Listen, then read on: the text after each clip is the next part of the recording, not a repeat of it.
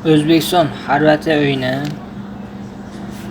O'zbekiston terma jamoasi o'yini birinchi daqiqadan ishonch bilan boshladi.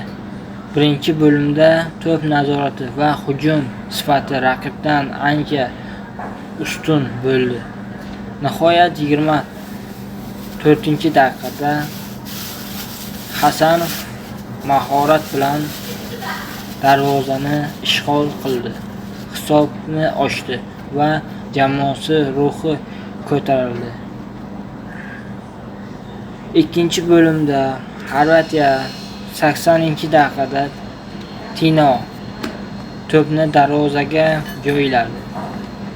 Hisobni tenglashtirdi 1-1. So'nggi daqiqalarda 87-daqiqada O'zbekiston milliy terma jamoasi murabbiysi Islombek Ismoilov darvozabon Rustamjonovni maydonga tushirdi. Penaltilar seriyasida bu qaror o'zini to'liq oqladi. Ikkala jamoa dastlabki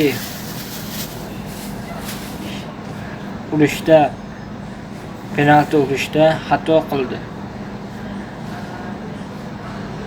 Uchinchi penalti tepishda Rustamjonov o'zini ko'rsatdi. Ajoyib sakrash bilan zarbani qaytardi.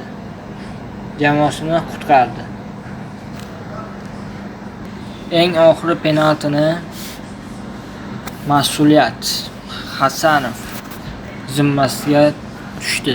U sovuqqonlik bilan darvozani aniq nishonga olib, O'zbekistonni g'alabaga olib chiqdi.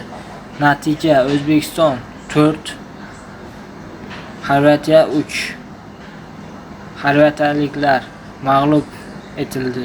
Keyingi bosqich yo'l oldi. Endi bizning kuchli raqib Italiya U17 bilan muhim bahs kutmoqda.